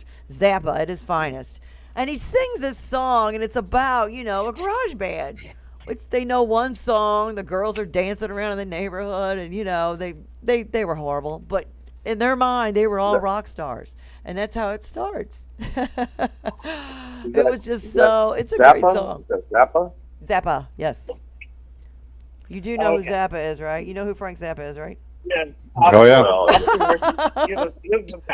He's a Baltimore guy. Yeah, How many that's girls it. that are rock bands, and there's especially not many girls that are Zappa fans. Yeah, exactly. So you're very unique. Very unique cat. Oh, yeah. Yep. Oh, yeah, Zappa. Yep. I just heard, I was like, I almost started to cry because I remember when I was a kid, everybody had a freaking garage band, whether you had a garage or not. Yeah, exactly. That's true. I mean, at some point, somebody got a guitar or a drum set for Christmas somewhere in their childhood. Somewhere. And yes, definitely. Now they're not playing instruments. Younger people, Yeah, it's all we don't see a lot of it. synthesized now. That's bullshit. You know, we grew up watching We've music. been waiting on an app. Yeah, there's an app for that. Write a song and you talk over it. You get a grant. No, I mean I like old school the way it was, where you know musicians. I've watched them. All the blood, sweat, and tears was right there. They played it live, or you know, or it was Memorex, but it didn't matter. They played every note, every instrument. Right. No backtracks. No, you know, all this other stuff that you know. I know that there are certain songs you had to do that with, but now there's too many bands I think rely on that electronic crap. I call it. But, you know, I just like, you know, music that's played. Real. Right. Really? Well, us too, for sure. I'm going to put you in the spot, Kat. Are you going to be out to party on the farm on Saturday night? I'll be there. All right, she's All coming. the way out to Catawissa, Missouri. She's coming out. So bring me we're some of looking that forward steak, to it. too. You have to save me some of that steak. There you go. You could have my portion. Okay, I'll let you know how it was. Yeah. Just make sure the guys take photos with you guys. Awesome. I'll make sure. Oh, what was it you asked me the other day, Stan? You wanted to know if somebody had a drone? A drone. Yeah. I want to see if you could drone shot the band Well, on your farm. yes. I know somebody who has a drone. Cool. Yeah. That'd be cool. I think that would be a pretty good photo. Just got to take some pictures early because it's going to get dark Yeah, but it, sooner now. well, not for, what, it's like, what, 8:45? Yeah. We'll just make sure. Otherwise, we'll just have lots of spotlights. I'm sure we'll have plenty of lights going on. Yeah, somebody has a lighter, I'm sure. There'll be several of them out there. Yeah, right. The guys, Neil or Chris, you want to share your experience, what it was like to fly down to Guantanamo to play for the Marines down there? Epic, honored, humbling. Yeah, very much so. You see what these guys do, especially the guys that are guarding the prisoners, and what they have to put up with is amazing. I think there's a whole lot of people can handle it. They didn't let us near they called it the petting zoo. They didn't let us near that. And, I don't blame them, but there were stories about how the inmates were none too friendly to their captors, and they threw items that came out of their body at the. That's one way to put it. Yeah, one guy they called 73 because he held the record. He's been hit 73 times with. With shit, really? Jeez. Well, They have nothing else to throw. Bodily They're thinking fluid. about the job they're doing, and then at the time they're getting criticized by certain people. You know, Yeah, certain people on that just certain sides. makes it matters in hell because you don't know what they're going through. Were you guys in one of But the anyway, were you in great one of the people. military planes? Yes, and that was actually one of the coolest parts, in my opinion. Is They ask you how much you weigh, and you better be honest. Yeah. Exactly. Because there's It was a Exactly. little twin-engine plane. They put me back with the luggage. right. You just have to think to yourself, well, if anybody's got a good plane, it's got to be the Navy, right? Right. Yeah, I wasn't worried about that, but yeah, it was a little small twin engine, and the way they dive into that airport is Looking at the water, it's like a stunt. yeah. It's like you're in a stunt plane. You look out the window and you see the water. Like, That- Yeah, I guess they have a narrow window to get in there that's not violating international they have law. to do a really sharp turn to get into the bay there. But the glass beach was really cool. Yeah, it's a beautiful place. Yeah, we'd like to get back. It's very hot. How did you get that Very gig? nice. How'd you get that gig? We were playing for Navy bases in Florida, Mayport Naval Base, Naval okay. Air Station in Jacksonville. We're doing shows there, and the guy that booked they call it MWR, which is the morale, welfare, recreation, entertainment, basically. Got in good with him, and he was able to give us a good recommendation down to Guantanamo. That's cool. I'm sure if you send them another message, they'll put you on the rotation. Yeah, our contact down there changed, and there was a new person, and trying to get set up again. And then there were budget cuts for a while. They weren't having much to put in the thing. We'd love to go back. So, yeah, I don't know what the budget is these days, but we're happy to go there anytime. They had us on the local news and all that. It was a really good experience. And then you went to St. Martin after that, or continued on when you did with Joe Bonamassa? And St. Martin was Oh. before that. Yeah. Doesn't love And then- Joe Bonamassa. We went there twice. What?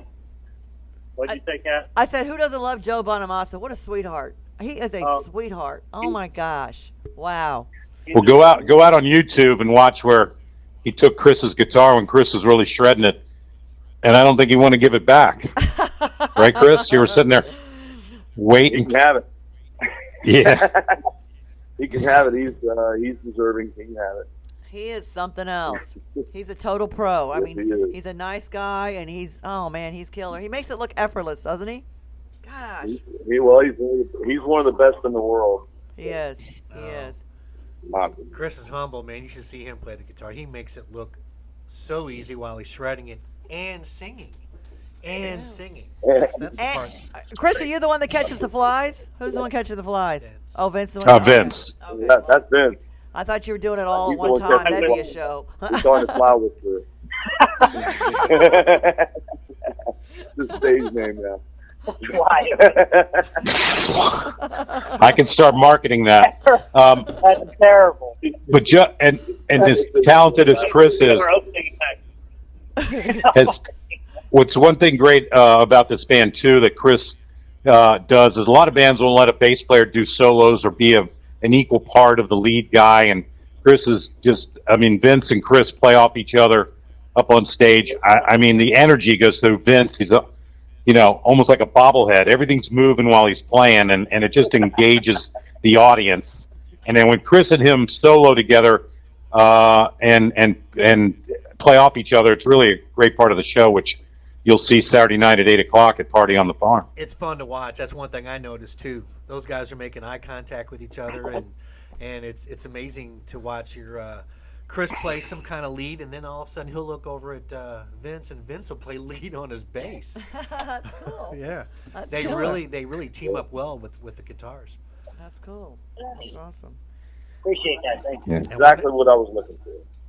And we're not leaving out. yeah, We're right. not leaving out Tell Neil you what, back we there. were looking for someone that could fill that void and step up to the plate. I think we found it. I know we found it. Sitting right here. All right. Catching flies. Catch Catching flies. As long as he's not attracting him, you're good. Wow. The fly, Yeah. I think the food that we're cooking is distracting me. the fly catcher. All the bands are partying and stuff. We're worried about what we're going to eat. There's Right. nothing wrong with that. You know what? When I was a booking agent, I had a band, and they were phenomenal. Like the RFT, the newspaper I was telling you about earlier, they voted this band the best '80s hair band, and it's the only band in the history of St. Louis that won this award 3 years. And this band was something else. And they looked like badasses. They wore makeup and they had a great show and blah, blah, blah. But they didn't drink. All they wanted, so when I had their contract, I had a rider in there, they had to be fed. And they would not go on stage unless they had food. That's all. It's funny you said that because no other band, they're like, what do you mean they don't drink? Well, they just want some soda and pizza. That's all they play for pizza. Well, I mean, even if alcohol was involved, it's not that much, you know. Right. Yeah. Well, I like food. Food makes We're me more happy. worried about food. We're more worried about food afterwards than anything else. That Neil, he doesn't. He eats like a bird. Yeah, Neil starves himself What? at night for some reason. Can't do that. Well, he is the drummer. Vince and I are looking for a cookie. They don't have any buckies out here. We gotta buy something at every store we stop at. Neil makes fun of us for it. The other thing Blistur's fan base is really good about is buying up their merch. Anytime they get shirts out, they sell out all the time, and the fan base really does support the guys as well. That's cool. Out We there. do have CDs available this time around. Yeah. And so what's that, Chris? I said we do What'd you have say? CDs available. Oh yeah. But we also on their website there's a merch store. So if you go to blistur.com, they can find some merch and have it delivered right to their house. That'd be cool. That's awesome. Yeah. That sounds like Are you a guys- And actually, you Bring can it- take bring some. virtual guitar lessons with Chris online as well. Anybody wants to? That's cool. You guys gonna have any merchandise with you? Or- Yeah. The only thing they've got are CDs. Okay. That's cool. That's awesome. We sold out of everything else at Sturgis. Oh, that's great. Sold out Yeah, they go everything. fast. That is awesome. they've got a- Very cool. They've got a kind of a cool logo that everybody loves, and they grab the shirts and so we'll be reloading, I think, here when they get back for the next go round. I do not know that. I'm gonna have to get me a Blistur shirt. You have to get a Blistur shirt. Yep, I gotta get So me a Stan, Blistur when are you gonna get to go back out with the band? I think we're joining them when they head up to the Mid Atlantic when we're playing the Ocean City Bike Fest. Kid Rock's playing in that, and George Thorogood. It's going to become quite a big event, and so they're headlining at Shorebird Stadium in Salisbury, Maryland, 2 days in a row, 17th and 18th of September. So I'll join them on the road for that one, and then they're going to be at Biketoberfest in Daytona, and then hopefully we'll be in the fall rally at Panama City again. I'm running in some obstacles, some venues, trying to get the guys in. The one venue we were at last time, Ms. Newby's, she only brings a band in for the fall rally in spring and then doesn't book them for another 3 years. She wants to rotate out. 3 So years? we're trying to locate 3 another years? venue. Oh my! And Wow. Yeah, 3 believe it years. or That's not. kind of that's a bit extreme for rotation. Yeah, I mean, yeah. yeah, I know. wow. One of the great bands that come through, but that's their policy, and she'll have us out there during a regular weekend. It's just the rally that she wants to our content. It's kind of understandable. I mean, you don't want to. If you go to the rally every year and you go to the same place every year, you're going to see the same thing every year. Yeah, A lot of those people go to the same place every year. So I understand where she's coming from with that as far as, but 3 years is kind of extreme, but yeah. I know Yeah. that is extreme. Yeah, some people might be Um, coming back just to see Blistur. Exactly. You know? you're right. That's what we're hoping. Yep. And she's gonna say, I, no, they'll be back in 2 years. Yeah, I know. We'll try to load up on her with the fan base calling in, but yeah, they're a great contact of ours, and so we'll find something. I think the Wicked Wheel might have us in, and but if you can't make it to any of the Panama City rallies, then got to make it this Saturday night to Mike's place. Oh, definitely. That's right. Well, I made a face a minute ago when you said Kid Rock. I got a story about him. When being a stagehand, Kid Rock has always been on my bucket list. I always wanted to meet that guy. I mean, I think one of his first albums was called Grit Sandwiches, and I think I was the only one who bought it. But I mean, I really liked his message. I really liked what he was saying, and I felt like what he was saying was true and just, no filter, and he's just saying it. And I was like, I just really liked him. Something about him. Anyway. Especially now. Yeah. Now, not so much. But I mean, he portrayed himself as this, poor kid who, had nothing growing up and blah blah blah, and it's not the case. But that's another story. So there's about 100 of us when we do a show, when we load these bands in and out, and Kid Rock and most of the stars stay in their buses until it's time to come on stage. There was yellow tape that was actually put on the ground from his bus all the way to the back of the stage. 2 lines of yellow tape. And this person gets out of the bus who's as big as a house, and behind him is Kid Rock, who's like 4'9", and then there's another guy who's like big as a house right behind him. And they come walking through these 2 yellow lines to the back of the stage. And before they hit the stage, they tell all of us we are not to make eye contact. I said, what? I thought, well, first thing. Wow. I was like, what? Are you serious? And I was thinking, well, first of all, if I was to make eye contact, I'd get on my hands and knees because he's a little bitty guy. And then I thought, who is he? Who is he? Is he really 4'9"? Are you serious? No, he's just really short. Well, think about it. He was when he was married to Pamela Anderson. I mean, they're about the same height. She may have been taller than him. He's a little guy. Wow. I mean, I knew he wasn't a big man, but I mean, I think I could take him. That's it. But yeah, it was. That's funny. Okay, Mike's Googling to find out how tall he is. I know Vince will get, I hope you don't mind, Vince, but I want to share with everybody that our bass player also can do a one-man Frank Sinatra show. Oh my God. He is not.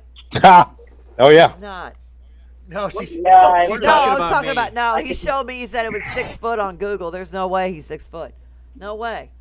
Cause no, yeah, he's not 6 foot. No way. No way in hell. I promise you, he's not. I'm 5'9". Maybe He's shorter than me. Maybe it's just the guy that was in front of him was like 12 feet tall. right. Is that what it is? Must have been those platforms. He's wearing lifts. Probably has some ex-football player, you know. Okay, These I'm guys sorry. are What big, were you? man. I'm sorry. What were you saying, Stan?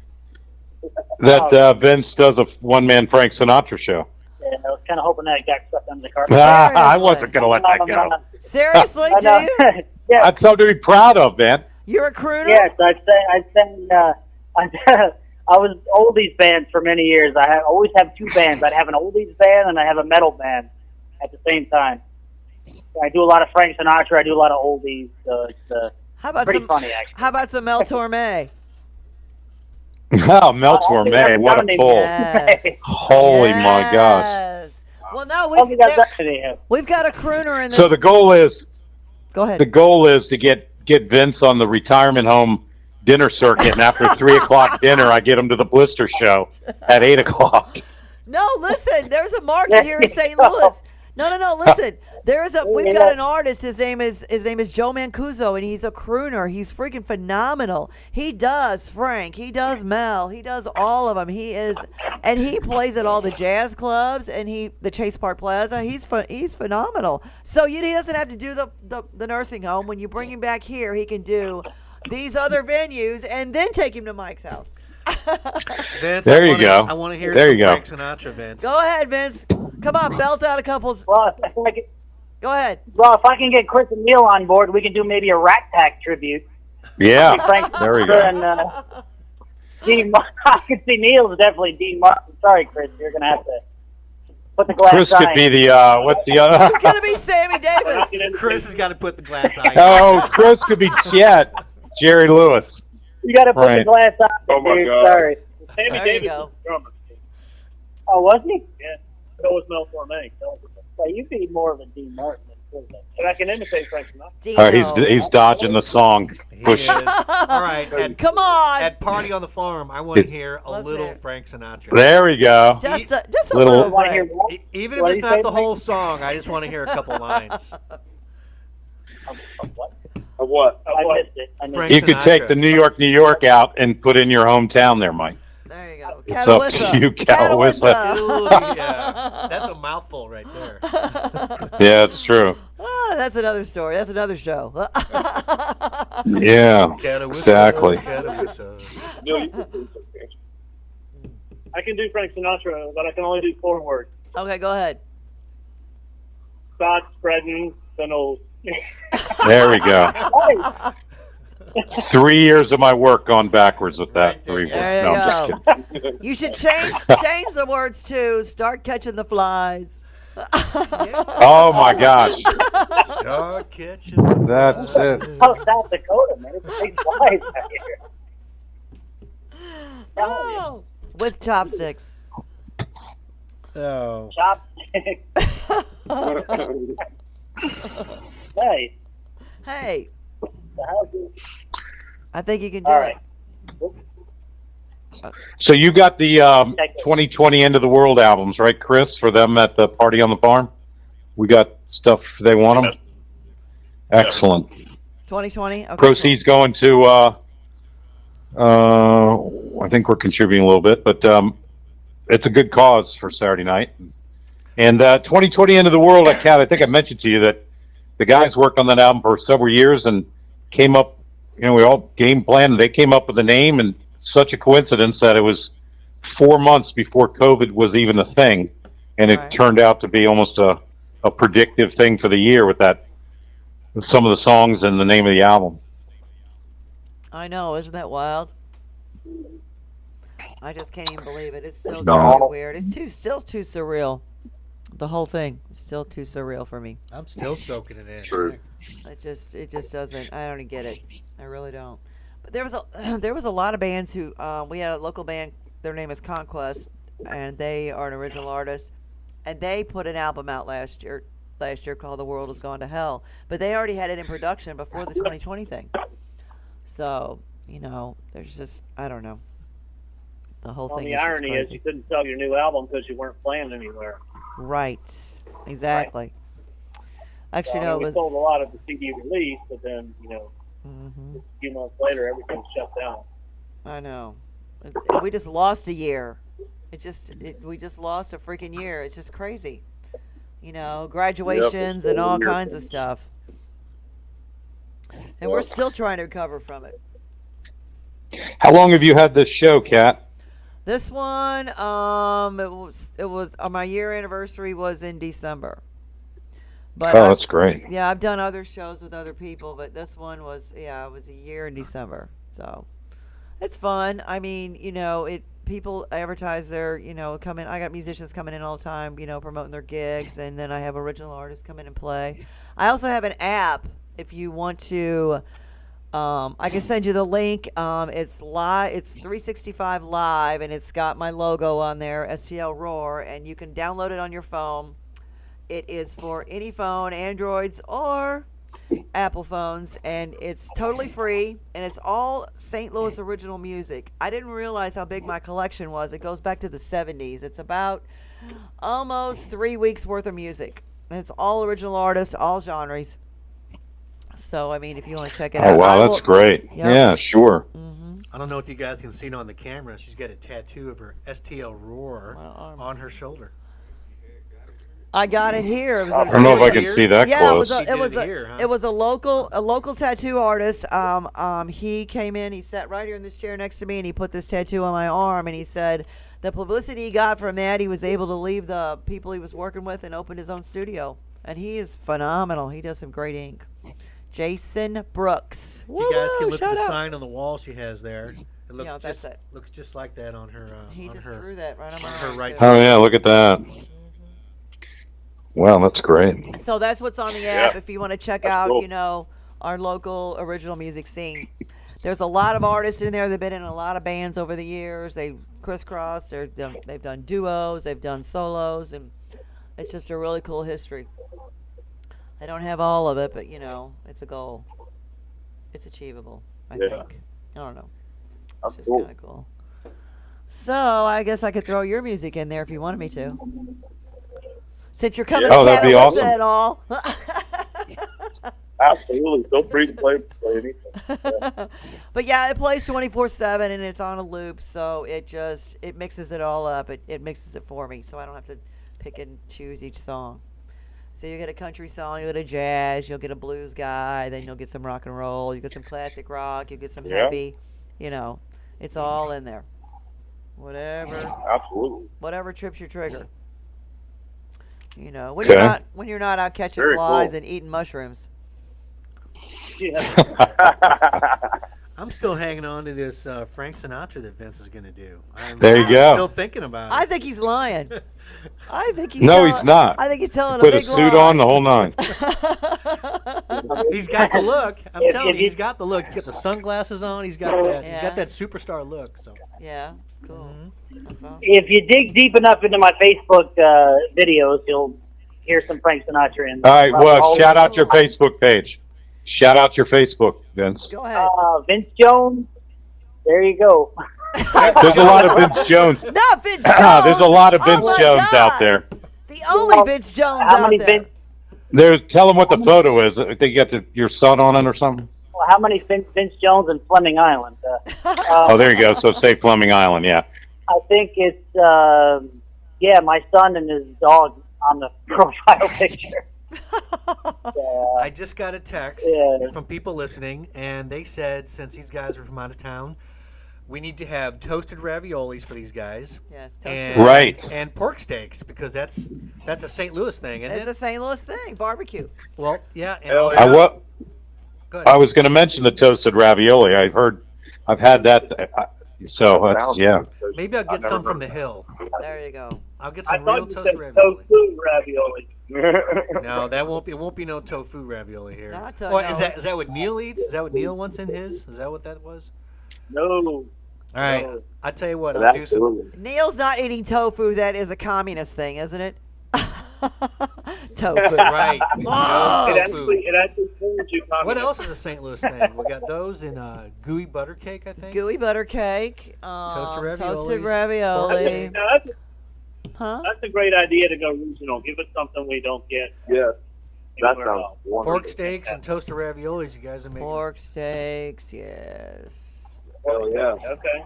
I'll make them the day Sounds before, and then simmer them in barbecue sauce overnight. There you go. Oh, nice. They will fall off the bone. I'll guarantee it. That's right. That's right. That's awesome. Sounds killer. Oh, and also, I got another text here from people listening. They said when they're listening to you guys, you need just a little bit more cowbell. Just a little bit. Oh. No, not a little, a lot. You can never have need enough some more cowbell. cowbell. Can never have enough cowbell. Wow. Is that like the oldest joke? I have a variety All of it. bands are hearing that, right? Yes. Well, they've tagged what's his name in every one of them. What's his name? Gosh. Will Ferrell? No. It's not Will Ferrell. Walken. It's Yeah, Christopher Christopher Walken. Walken. Will Christopher Ferrell. Walken, that's Christopher it. Walken. Yeah. definitely. Yeah. He's so cool. Yep. I got a little ailment here, and the only cure is a little more cowbell. Something That's like right. that. Something like that. Yes. Did we lose him That was again? hilarious. Why do we keep losing you? Who did we lose? We keep losing Stan. He can't stay on the phone for some reason. Uh-oh. I keep getting dropped, but that's okay. It's probably my phone. You know what it is? It's Mrs. Roper. Yeah, right. You know how Right, frisky, exactly. You know how frisky she is. Right, right. Quite the opposite. Yeah. You know, it's when I met Stan, and he Sorry. told me his name. I thought that, but I did not have the nerve just to throw it out there. I I didn't do it. get it can't all the believe- time. I get it all. I'll call in with a credit card or something. I can hear the operator whispering to the person in the cubicle next to her. No You're not going way. to believe this. You know. I got Stan. Oh yeah. I got Stan Roper Try- on the line here. Try to graduate University of Maryland. You got 1,000 people yelling, calling your name as you're going up. It's been quite a ride. But I roll with it. It's all good. He does. He rolls with it. You should get paid for some of that. Just say, yeah, it's me. Yeah, it's me. You're going to owe me money. That's it. I'm actually the Reuben Kincaid of band managers with that name, but Another David Cassidy reference. Yes! that's right. I tried to work it in. I had my I didn't know, and I didn't know on the show. Are you able to play any of their MP3s, or that's not hooked up No, we've been while talking. we're on? Or We've been talking the whole time. yeah, if you want to fire up one of them, that'd be great. I don't know if you can. Yeah, I But can. we're okay I on can, time. No, what I'll do is I'll play one. We'll get off the air here and we'll play one of their songs at the end. But then we'll definitely. Oh, add great. It, I'll Okay. definitely add it into the mix because I play music every week. So. Oh, super! Yeah, that's great. It'll be all right. Um, what's that, guys? I said thank you. Thank you. Thank you. Oh no, thank you. You guys are freaking awesome, for sure, definitely. So Saturday night, when does the party start, Mike? When do you want people to start pulling in and setting up camp? The earlier, the better. But the guys are going to be on stage from 8 to midnight. Get there early. We got. Can I say free beer? You can say whatever you want and tell them about. I mean, as far as spending the night, if they want to pitch tents or what do you got going Somebody on? that feels like they can't drive, just crash at my house. I am cool with that. Right now, my friends are going, "Oh my God, you just didn't say that." But I got free beer. I got as much. Right now, it's Bud Light. I got a ton of it. If it runs out, we'll run and get some more. And then I got a food truck called. Oh man, put me on the spot. I got Wing. It's Wing something, yeah, right? it's Wing Nut. Thank you, Stan, for Wing saving Nut. me right there. You're welcome. We got Wing Wing Nut. That's what I do for a living. And then I have a few other vendors that are supposed to be there. We'll see what happens. It is only my second one, so we'll see how this one all comes together. That's awesome. Very cool. And Plenty of parking, 11 acres. 11 acres. 11 acres. And bikers welcome, right, Mike? Oh Bikes my welcome. gosh, yeah. Bikers, if you're out there, all the MCs want to come out. Right now, I had one club said they were coming out, and Who? Stan, you can't help me on this one. Outlaws, pagans. Yeah. Saddle Tramps. Thank you, Saddle Tramps. Saddle It was Tramps. the Saddle Tramps said they're going to come out. Yes. Saddle Tramp. Saddle Right. Tramps. Yeah. One of them was on my show last week. His name is Stump. He's hilarious. I call him Speed Bump because he's pretty short. But yeah, I know a he's few of the gutter sluts too. I couldn't. Yeah, there you go. The gutter sluts. Yeah. But Wow. I know. They got some names, don't they? Yeah. That's okay. Interesting It's Midwest okay. names. I know. Yes. Um, Yeah. Well, we're just playing music and riding our bikes. We don't care. And I think That's good. I am going to have some security people, a couple bouncers.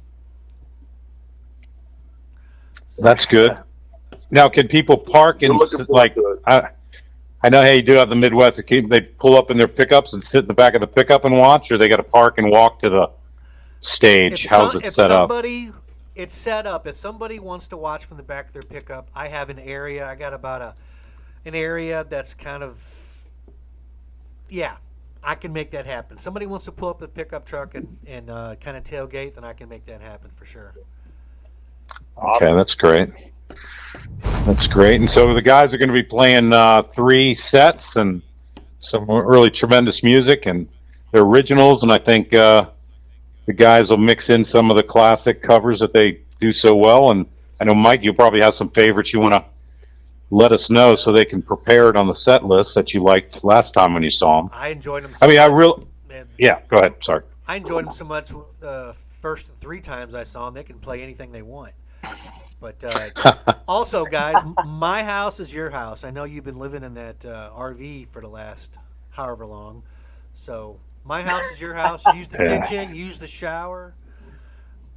Stay the night in the house. You know, you guys are probably Well, that's great. Get away from each other. Appreciate that. Well, man, you're top shelf for everything you've done for us, Mike. Yes, thank you very much. Appreciate it, buddy. Thanks. You got Yeah, it. they've been in that RV since July 31st, I think. Right, guys? Yeah. Use the Yeah. pool. Use the Don't pool. remind me. Yeah, use the pool. And I will have toasted raviolis and pork steaks for you guys, and for Kat. And for Kat. Okay. I'll take It's it. not like she hasn't ever had that Well, stuff thank you before. so much.